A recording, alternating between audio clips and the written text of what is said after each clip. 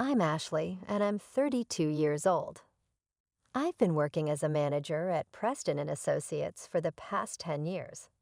I was moving up the corporate ladder while my younger sisters, Sarah and Emma, were busy raising families.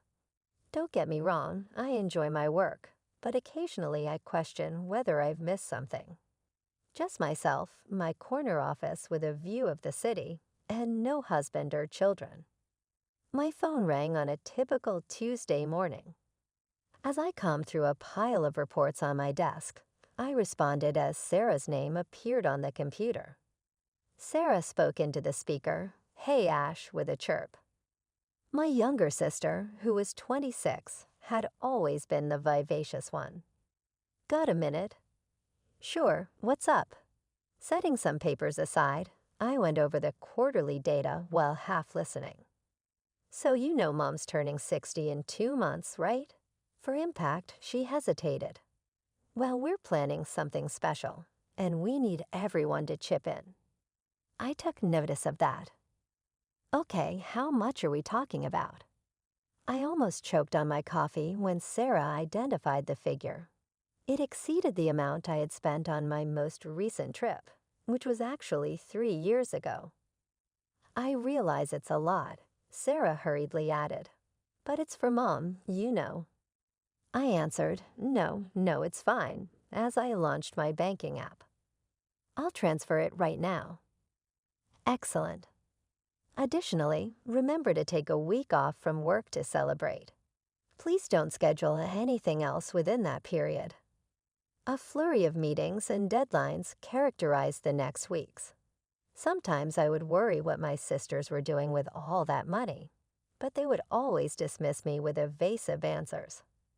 After a while, work took precedence, and I forgot about Mom's birthday. The Saturday supper followed. Mom and Dad, my sisters, Aunt Susan and her children, and my cousins Michael and Rachel were all there at our parents' house. We were surrounded by the usual pandemonium of family supper, with Mom worrying over everyone's dishes and Dad cracking his old jokes. The typical stuff. That's when Sarah dropped her bomb. "So," she said, pushing her peas around her plate with calculated casualness, "we finally got everything arranged for Mom's birthday. We're all going to spend a week at Mountain Pine Resort." The table erupted in excited chatter. Mom was beaming, Dad was already talking about hitting the slopes, and my sisters were discussing which ski runs they wanted to try. "Why didn't anyone tell me earlier?" I asked, feeling a bit left out. "I don't even have a ski suit, and there's barely any time to get one now." The table got quiet, too quiet. Mom cleared her throat, and I felt my stomach drop before she even opened her mouth. "Actually, honey," she said in that tone she used when she was about to ask for a favor she knew I couldn't refuse. "We were hoping you could do us all a huge favor and watch the kids while we're there." I stared at my family, gathered around the dinner table, waiting for someone to laugh, to say it was all a joke. But the silence stretched on, broken only by the soft clink of silverware against plates. "You want me to watch the kids?" I finally managed to say. "All 5 of them?" My mind started counting them off automatically. Emma's toddler Jason, Sarah's baby girl Lucy, cousin Michael's twins Tom and Anna, and Rachel's son Pete. 5 kids under the age of 7. "Well, you're so good with them," Mom said, as if that explained everything. "They love their Aunt Ashley." I looked around the table again, still hoping to see a hint of humor in someone's eyes. There was none, just expectant faces waiting for my usual yes. "But that's not fair," I heard myself say, my voice sounding strange to my own ears. "I want to celebrate with everyone, too. It's Mom's birthday." Emma, my 28-year-old sister, put down her fork with a sigh. "Come on, Ashley. You'll be bored there anyway. It's going to be noisy and crowded." "Bored?" I repeated. "How would you know if I'd be bored?" "Well," she continued, exchanging glances with Sarah, You're great with the kids. They adore you. And let's be honest, it's not like you need a break from family life. I felt my chest tighten. What's that supposed to mean? Sarah jumped in, her voice carrying that condescending tone she perfected over the years. She just means that you don't have children or a husband to get away from. The rest of us need this break. You understand, right? The green beans on my plate blurred as I blinked back tears. I wouldn't give them the satisfaction of seeing me cry. Instead, I quietly pushed back my chair and stood up. Ashley, Mom's voice held a note of concern, but not enough to actually stop me. Without a word, I grabbed my purse from the counter and headed for the door. Nobody moved to stop me. Nobody called out. The only sound that followed me was Mom's voice drifting from the dining room. Don't worry. She'll be a little offended at first, but she'll come around. She always does. As I walked to my car, their voices faded behind me, already moving on to discussing ski slopes and winter gear. The evening air was crisp against my face, helping to clear my head. 10 years. 10 years of putting everyone else first, of being the responsible one, the reliable one. And this is what I got in return. The worst part wasn't even the babysitting request. It was the casualness with which they'd assumed I'd agree. The way they planned this whole thing without me, using my money, my time, my vacation days without even asking. As if I were just a resource to be used, not a member of the family to be included. I spent half the night pacing around my apartment, replaying every family dinner, every holiday, every moment when I dropped everything to help someone else. The memories came flooding back, each one taking on a new, darker meaning in light of tonight's events. There I was at 16, making dinner while Mom helped Emma with her homework. Me at 18, turning down a spring break trip with friends to watch Sarah while our parents took a weekend getaway. At 21, working 2 jobs during college to help pay for Emma's prom dress. The images kept coming, year after year, sacrifice after sacrifice. Ashley, can you watch Jason for a few hours? Emma's voice echoed in my head. I really need a break. Ashley, would you mind taking the twins for the weekend? Michael's familiar request played back like a broken record. Rachel's overwhelmed with Pete, and you're so good with kids. I had always said yes, always. Even when I had important meetings the next day, even when I was exhausted from my own work week. I'd taken pride in being the reliable one, the responsible sister, the perfect daughter. I collapsed onto my couch, the leather cool against my skin. The photo albums on my coffee table caught my eye. Family vacations where I was always the one behind the camera. Holiday gatherings where I was always in the kitchen, while everyone else laughed in the living room. When was the last time someone had asked me what I wanted? It's not like you need a break from family life. Sarah's words kept echoing in my head, as if my life, my career, my choices were somehow less valid because I wasn't married with children. As if all my sacrifices meant nothing because they didn't fit their definition of what mattered. Sleep didn't come easily that night. I tossed and turned, remembering how I'd worked through college on a scholarship, determined not to burden my parents financially. How I'd started my career immediately after graduation, helping to put both my sisters through school. All those late nights at the office, climbing the corporate ladder, sending chunks of my salary home to help with family expenses. By morning, I'd made up my mind. I wasn't a confrontational person, never had been.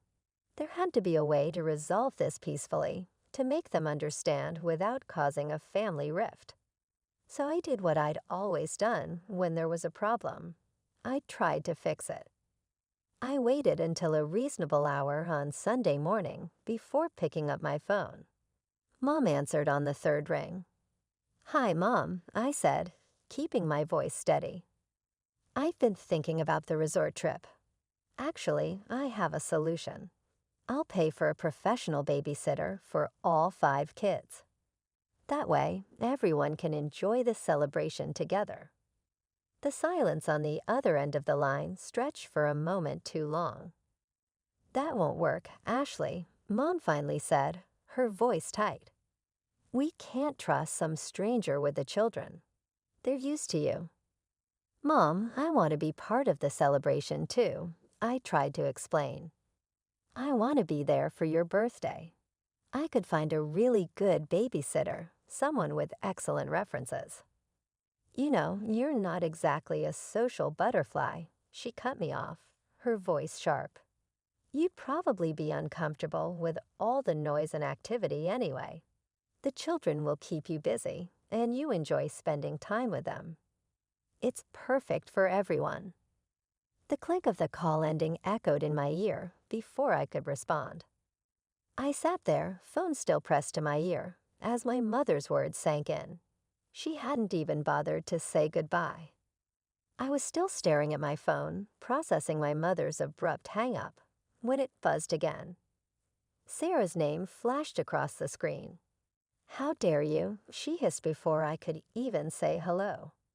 Mom just told me about your little suggestion about hiring a babysitter. Are you trying to ruin everything? I sat up straighter, my sister's hostile tone catching me off guard. Ruin everything. I'm trying to find a solution that works for everyone. We already have a solution. Sarah's voice rose. Everything's planned, Ashley. Everything. And now you're being completely selfish, trying to change all our arrangements at the last minute. The accusation hit me like a slap. I'm being selfish. Yes, you are. We've been planning this for weeks. Everyone's excited. The resort is booked. The activities are scheduled. And now you want to throw a wrench in everything because you can't just do this one thing for the family. My hand started shaking. One thing? Are you serious? You know what?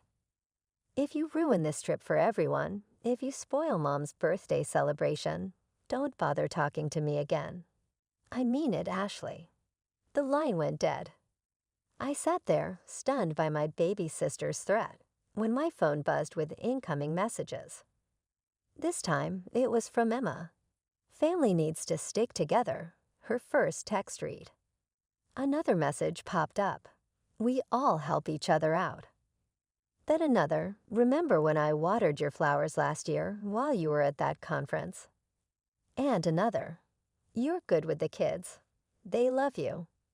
Why can't you just forget about being resentful and think about what's best for the family? My fingers flew across the keyboard as I replied. A real family doesn't take advantage of each other. A real family respects each other's wishes and includes everyone in their plans. A real family doesn't manipulate and guilt-trip each other. I watched the 3 dots appear and disappear several times, but no response came. That's when it hit me, the way they'd asked for money without explaining what it was for. The careful way they told me to take time off work without mentioning the resort. The casual way they'd announced their plans at dinner as if everything was already set in stone. They planned this all along.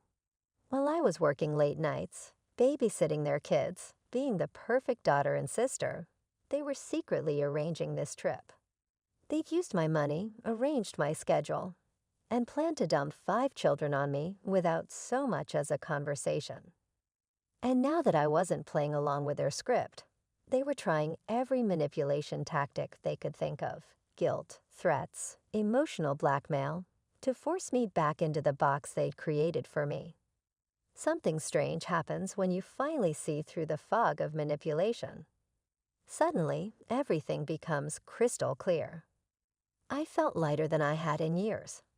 The guilt that had been weighing me down was replaced by something else, determination. I opened my laptop and started searching. Within an hour, I had booked a beachfront hotel in Florida. Nothing too fancy, but it had a balcony overlooking the ocean and was within walking distance of everything I might need. I even splurged on a first-class plane ticket. After all, I had plenty of money, since I wouldn't be skiing. The next few days at work were surprisingly peaceful. My family had stopped calling and texting. They probably thought I was home preparing for a week of childcare, maybe buying extra snacks and planning activities. The thought made me smile as I packed my beach clothes and new swimsuit. Taking a tropical vacation in the middle of winter. My colleague Janet asked when she saw me checking the Florida weather forecast. Sometimes you need to do something unexpected. I replied, surprised by how good it felt to say those words out loud. The morning of my flight, I took one last look around my apartment. I cleaned everything meticulously, a force of habit, I suppose. The empty fridge, the properly locked windows, everything in perfect order.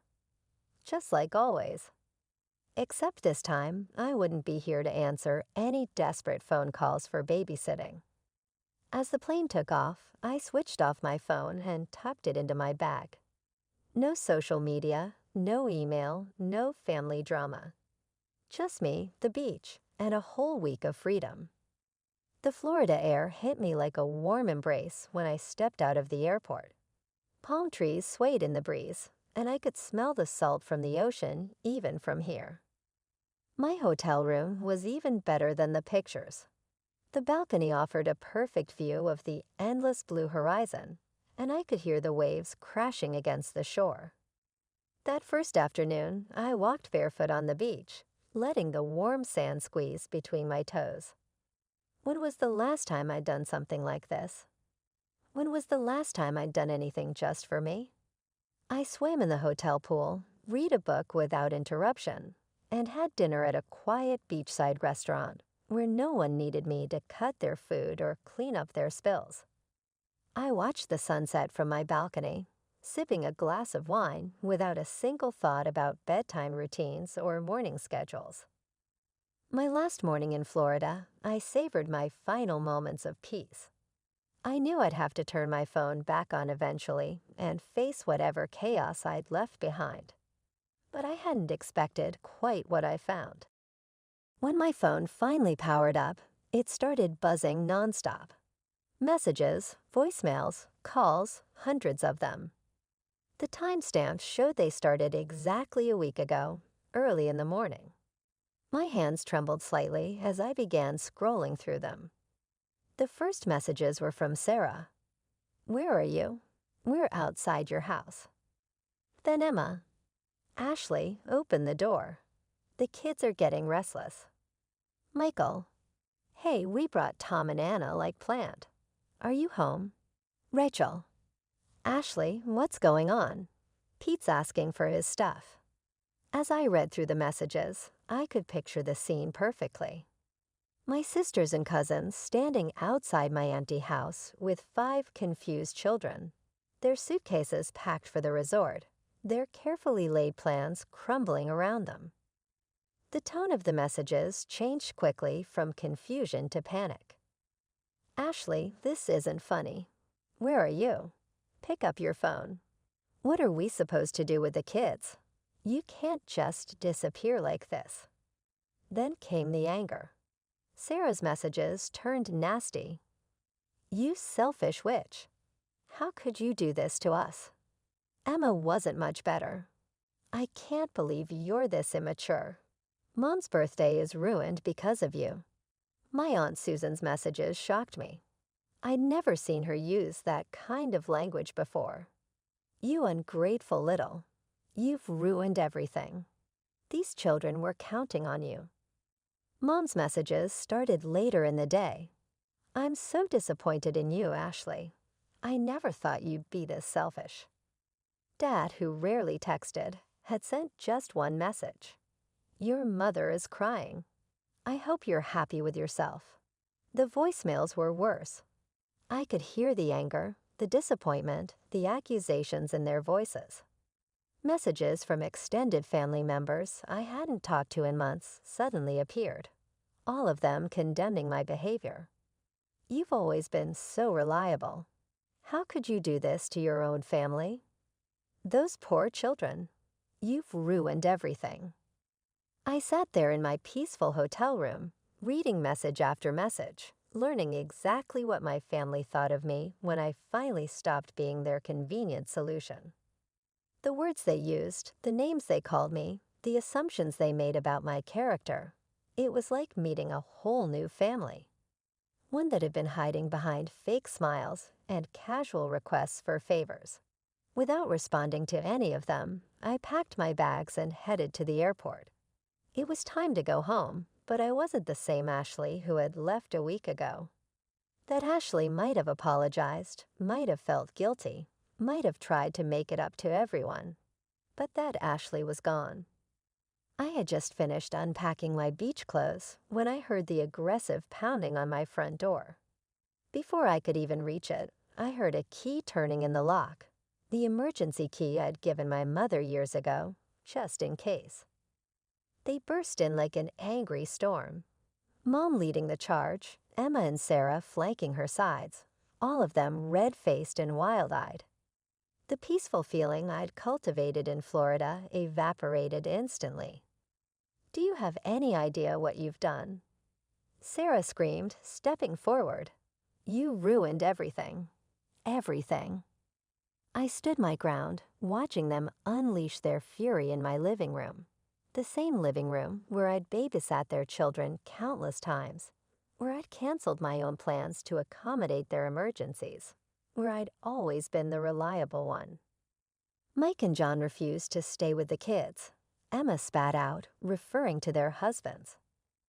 They both suddenly had important business to take care of, so Sarah had to stay home with all 5 children while we went to the resort. "She missed Mom's birthday because of you." The whole trip was ruined, Mom added, her voice rising. "Nobody could enjoy themselves. All we did was talk about how you betrayed us, how you let everyone down. Your father couldn't even ski properly. He was so upset."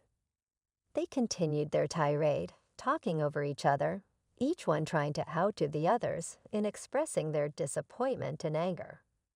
The more they talked, the more absurd it all seemed, until something inside me broke, but not in the way they expected.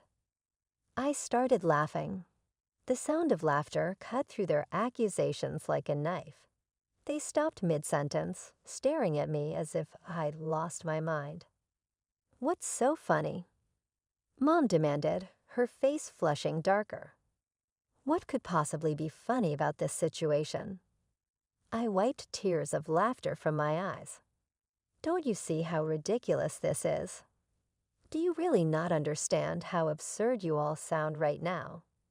"Absurd?" Emma sputtered. "What's absurd is that you secretly planned this entire trip." I interrupted, my laughter fading but my voice steady. "You decided, without asking me, that I would watch your children. You took my money, told me to take time off work, and then just assumed I would fall in line with your plans. And now that everything fell apart because of your assumptions, you're here calling me the villain." "But you've always helped before," Mom said, her voice smaller now, confused.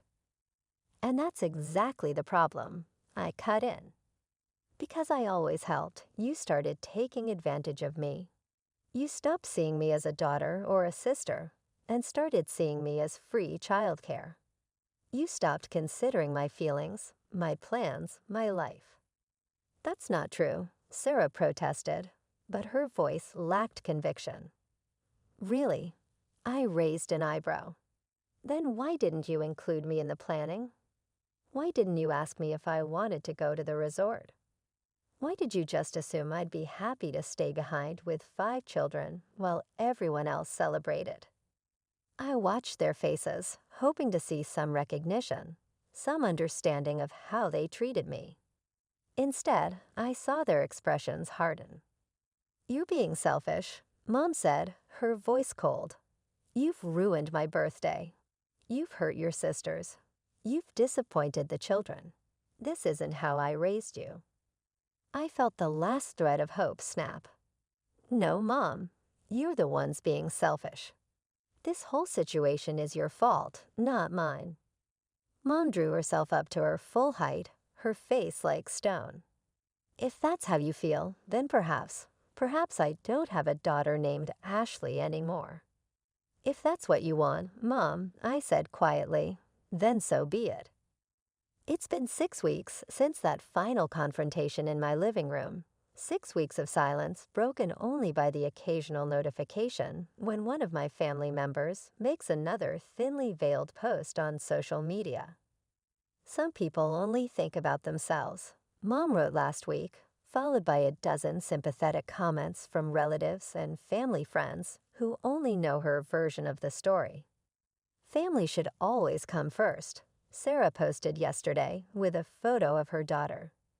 So blessed to have people in my life who understand what that really means. Emma's latest was a long paragraph about toxic people who destroy family bonds with their selfishness. She didn't tag me, of course, but everyone knew who she was talking about. A few months ago, these posts would have devastated me. I would have spent hours crafting responses in my head, losing sleep over their words, wondering if maybe they were right. But now I just scroll past them, sometimes with a small smile at how predictable they've become. I've modified my daily schedule. I've joined a local reading club, and instead of spending my weekends waiting for last-minute babysitting calls, sitting in a coffee shop on a Saturday morning, knowing that my phone wouldn't ring with a last-ditch request from one of my sisters, made the initial meeting feel odd. I made another travel reservation last week, this time to Europe in the spring. I didn't need to confirm that it wouldn't interfere with anyone else's schedule or demands. I simply took advantage of a fantastic deal that I observed. I occasionally consider my nieces and nephews when I'm alone. I do miss them, but not in the sense that they were used against me. I'm hoping they'll understand when they're older. Perhaps they will even notice similar trends in their own life and make alternative decisions. Mom used the emergency key that day, and I still have it. I should certainly ship it back, but every time I consider doing so, something prevents me. Perhaps I have a secret wish that they will see how unfair their behavior and expectations were, how they exploited my affection for them, that they will understand that being a family does not need you to sacrifice yourself in order to satisfy everyone else's demands. However, I no longer look forward to that day. I'm not delaying my life in the hopes of their understanding or approval. I'm prioritizing myself for the first time in my life. It feels natural, too. I removed the family group chat from my phone yesterday. I didn't try to explain myself or make a statement about it.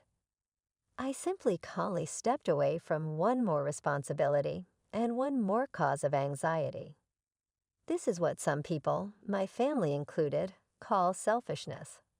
However, I've come to see that self-respect and selfishness are two different things. Removing yourself from individuals who don't value you for more than what you can offer for them is sometimes the healthiest thing you can do.